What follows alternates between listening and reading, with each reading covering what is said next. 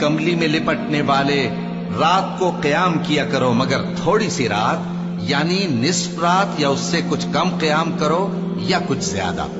اور قرآن کو اچھی طرح ٹھہر ٹھہر کر پڑھا کرو۔ ہم ان قریب تم پر ایک بھاری فرمان نازل کریں گے، کچھ شک نہیں کہ رات کا اٹھنا نفس کو سخت پامال کرتا ہے، اور اس وقت ذکر بھی خوب درست ہوتا ہے۔ دن کے وقت تو تمہیں اور بہت سے شغل ہوتے ہیں، تو اپنے پروردگار کے نام کا ذکر کرو اور ہر طرف سے بے تعلق ہو کر اسی کی طرف متوجہ ہو جاؤ۔ وہی مشرق اور مغرب کا مالک ہے، اس کے سوا کوئی معبود نہیں، تو اسی کو اپنا کارساز بناؤ۔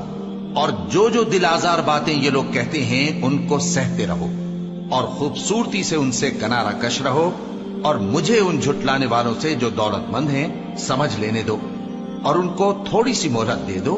کچھ شک نہیں کہ ہمارے پاس بیڑیاں ہیں اور بڑی زبردست آگ ہے،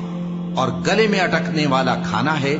اور درد دینے والا عذاب ہے۔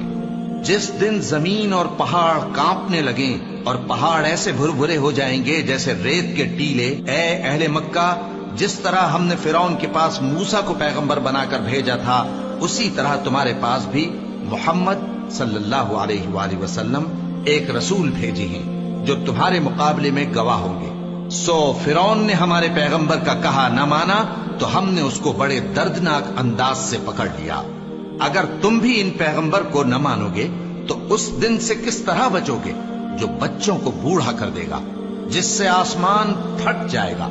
یہ اس کا وعدہ پورا ہو کر رہے گا۔ یہ قرآن تو نصیحت ہے، سو جو چاہے اپنے پروردگار تک پہنچنے کا راستہ اختیار کر لے۔ تمہارا پروردگار خوب جانتا ہے کہ تم اور تمہارے ساتھ کے لوگ کبھی 2/3 رات کے قریب اور کبھی آدھی رات اور کبھی تہائی رات قیام کیا کرتے ہو، اور اللہ رات اور دن کا اندازہ رکھتا ہے۔ اس نے معلوم کیا کہ تم اس کو نبھا نہ سکو گے، تو اس نے تم پر مہربانی کی، پس جتنا آسانی سے ہو سکے اتنا قرآن پڑھ لیا کرو۔ اس نے جانا کہ تم میں بعض بیمار بھی ہوں گے، اور بعض اللہ کے فضل یعنی معاش کی تلاش میں ملک میں سفر کریں گے، اور بعض اللہ کی راہ میں لڑیں گے، تو جتنا آسانی سے ہو سکے اتنا قرآن پڑھ لیا کرو، اور نماز قائم کرتے رہو، اور زکوٰۃ ادا کرتے رہو، اور اللہ کو نیک نیتی سے قرض دیتے رہو، اور جو عمل نیک تم اپنے لیے آگے بھیجو گے اس کو اللہ کے ہاں بہتر اور صلے میں بہت عظیم پاؤ گے، اور اللہ سے بخشش مانگتے رہو، بے شک اللہ بخشنے والا ہے، مہربان ہے۔